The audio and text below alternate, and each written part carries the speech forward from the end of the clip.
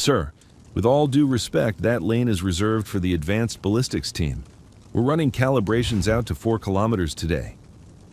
The old man didn't seem to hear, or perhaps he chose not to. He continued his unhurried work, laying a worn, rectangular canvas mat onto the dusty ground of Lane 12. The mat had the faded patina of something that had seen more sun and grit than the young sergeant addressing him had seen birthdays.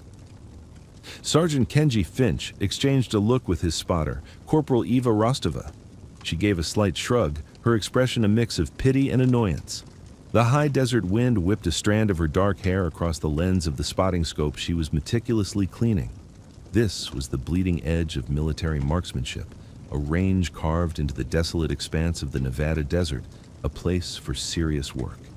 And here was this relic, looking like he'd wandered off from a local VFW breakfast. The man, who might have been 70 or 80, finally straightened up. His back was a bit stooped, but not from weakness.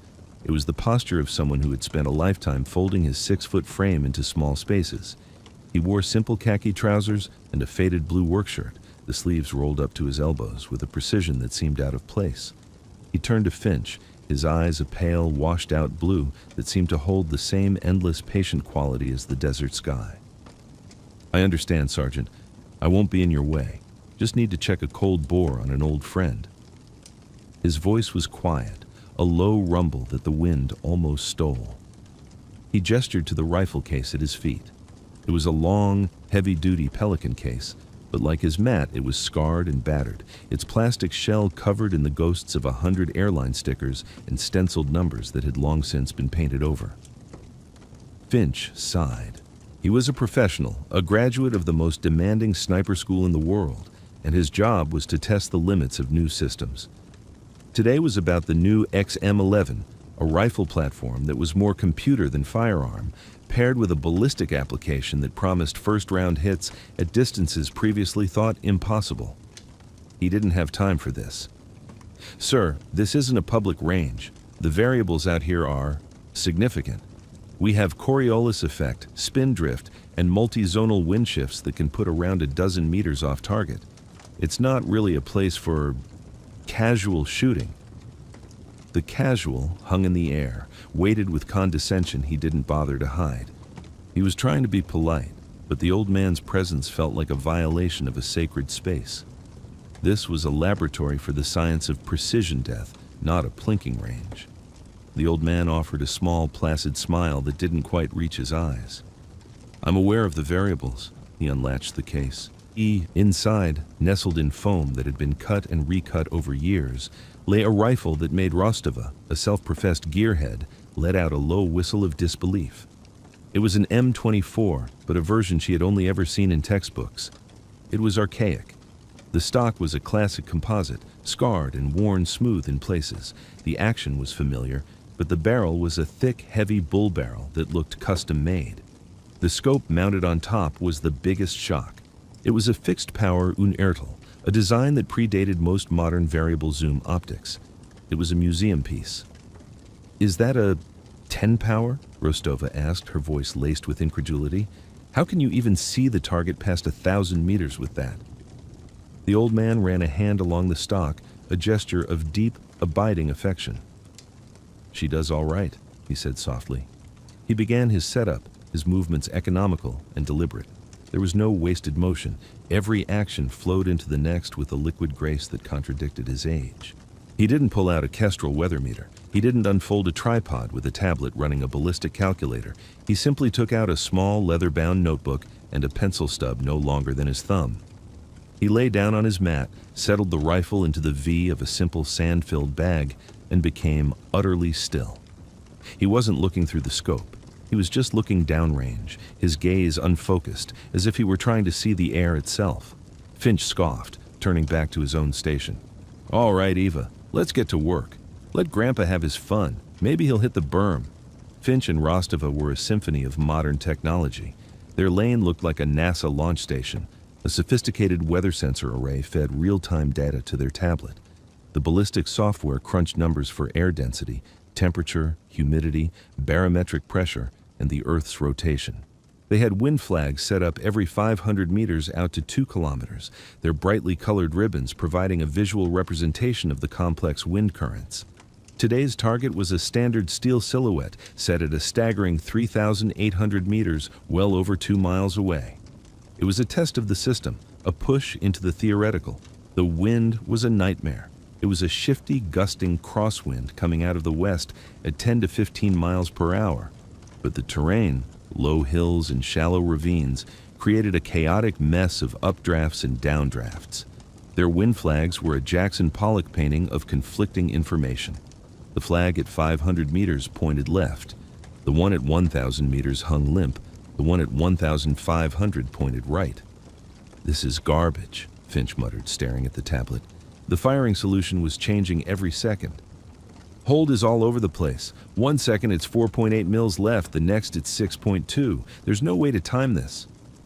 Rostova, her eye glued to the high magnification spotting scope, confirmed his frustration.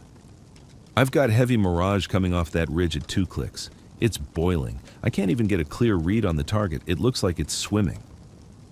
Mirage, the heat shimmer rising from the desert floor, distorted the image, making a precise hold almost impossible. It was the bane of long-range shooters. For an hour, they tried. They would wait for a perceived lull, get the data into the gun, and send a round. Each time, they watched the trace, the faint vapor trail of the bullet, get slapped sideways by an unseen hand. The impact, when they could even spot it, was meters away from the target. The .338 Lapua Magnum rounds, each costing as much as a nice dinner, were being thrown away into the desert. Frustration mounted, turning the air around their lane sour. Every failed shot felt like a personal insult. They were the best, using the best equipment, and they were failing.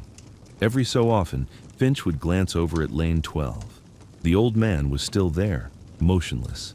He hadn't fired a single shot. He was just lying there, watching. Sometimes he'd make a tiny notation in his book. "What's he even doing?" Finch grumbled to Rostova. "Taking a nap?" Rostova zoomed her spotter in on him. "I don't think so. Look at his breathing. It's rhythmic, controlled, like a yoga instructor." Finch squinted. She was right. The rise and fall of the old man's chest was incredibly slow and regular, a stark contrast to their own tense, shallow breaths. His eye wasn't pressed to the scope. It was scanning the entire valley, from the ground at his feet to the distant mountains on the horizon. His head moved in tiny, methodical increments. What Finch and Rostova saw as inactivity was, in fact, an act of profound observation. The old man, Alistair, wasn't just looking at the landscape, he was reading it. He wasn't interested in the wind where he was. He was interested in the wind everywhere else. He watched the way a fine trickle of sand cascaded down the face of a small dune 800 meters away. That told him about a localized ground-level current.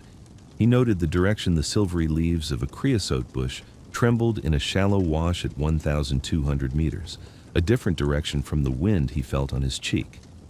That was a channel. He saw a hawk circling at about 2,000 meters, its wings barely adjusting as it rode a steady thermal updraft. He factored that in. The boiling mirage that frustrated Rostova was, to him, a roadmap. The way it flowed, drifting left to right, then rising vertically, then shearing back to the left, told him a story about temperature layers and wind shear at different distances. He wasn't using flags. The entire desert was his flag. Each blade of grass, each dust devil, each heat shimmer was a word in a language he had spent 50 years learning to read. In his mind, he was building a three-dimensional model of the air between his rifle and the target. It was a complex flowing river with eddies, currents, and rapids. His little leather book wasn't a data log, it was a sketchbook. He drew small curved arrows, annotated with numbers and observations. Downdraft past ridge. Vortex in wash. Steady cross from 2.5 thousand to 3,000. He wasn't calculating a single wind hold. He was calculating a journey. He was aiming not at the target, but at a point in the air hundreds of meters in front of it, knowing the wind would carry the bullet the rest of the way on a curved, invisible path. He lay there for another 30 minutes, utterly absorbed. The world shrank until it was just him, his rifle, the air, and a tiny speck of steel over 2 miles away. His breathing slowed even further, until it was almost imperceptible. He was waiting for the moment when all the conflicting signs he was reading found a brief, transient harmony, a moment of predictable chaos. "That's it. I'm calling it," Finch said, slamming his hand down on the shooting mat in disgust. "This is impossible. The system can't account for this much random variation. We're wasting ammo." Rostova nodded, already starting to break down the spotting scope. "You're right. We need a calmer day. There's no usable data here." They worked in bitter silence, their movements sharp and angry. The failure stung.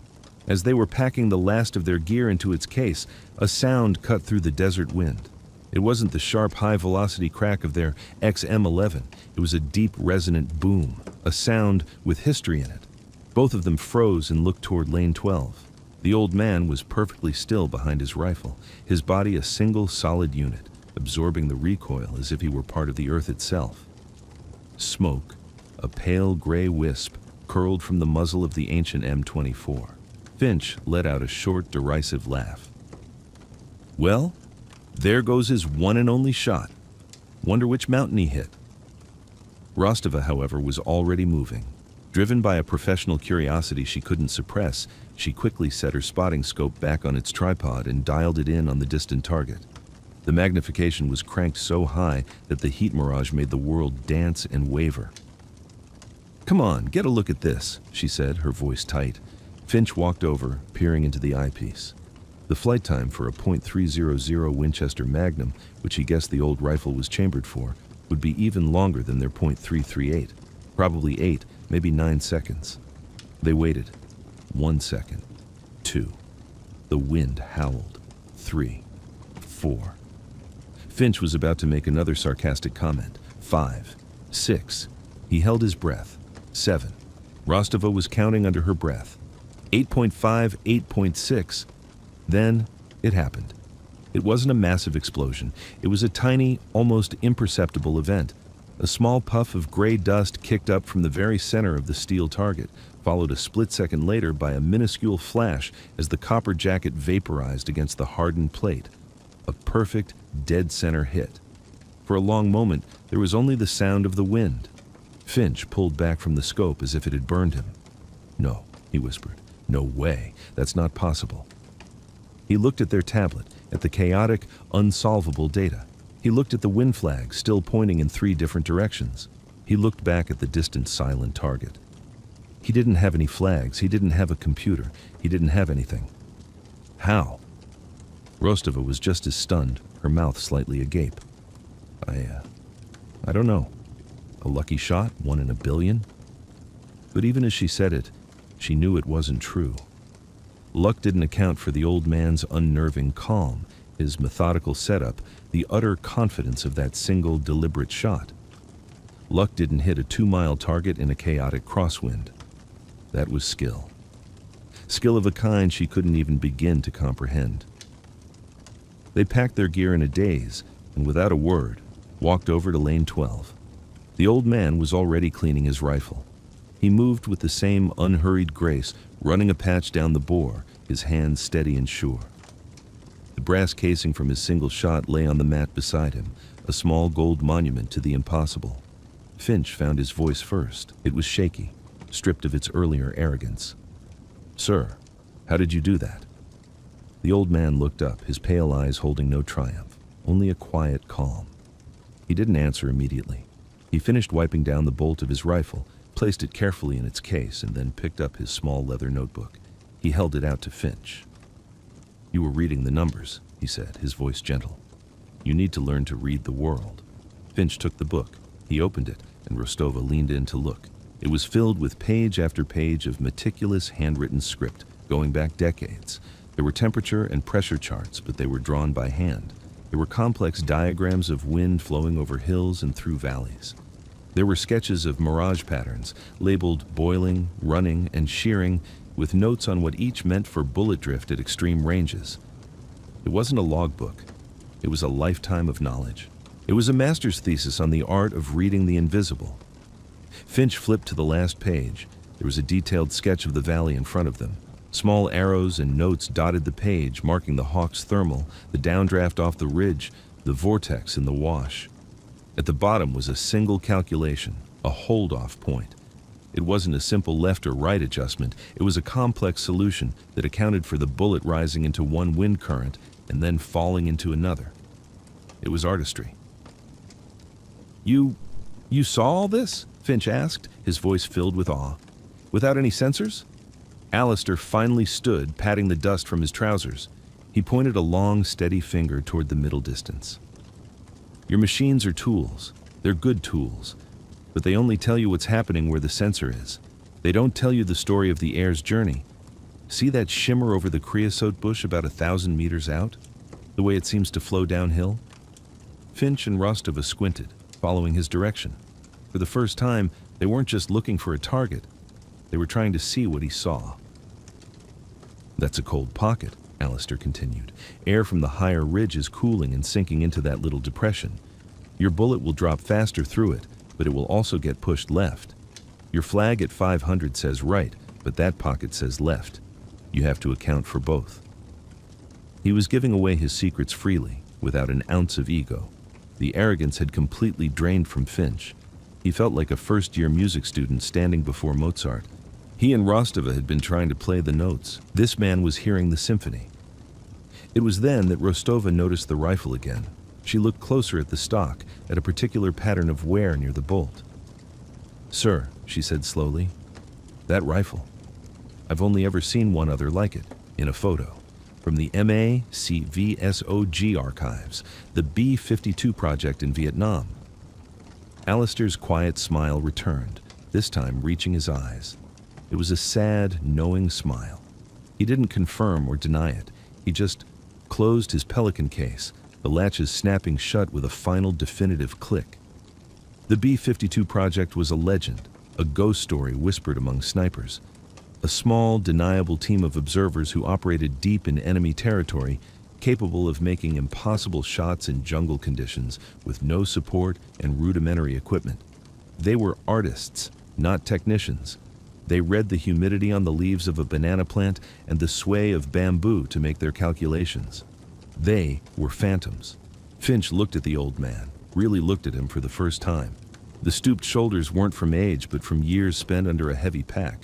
The calloused, steady hands weren't a farmer's, they were a shooter's. The pale, patient eyes had watched more than just desert landscapes. We're sorry, sir," Finch stammered, feeling a hot flush of shame. "We were arrogant." Alistair simply shook his head. "You're good at what you do, Sergeant. You trust your tools. But the best tool is still the one between your ears, connected to your eyes. The technology can get you close. The art is what makes the shot." He picked up his case and his rolled-up mat. He wasn't leaving in triumph. He was just a man who had finished his work for the day. "Wait," Rostova said, a desperate edge to her voice. Will you be back?" Alistair paused, his back to them. He looked out over the vast, windswept valley, a place he understood in a way they could only dream of. "Perhaps," he said, his voice carrying on the wind.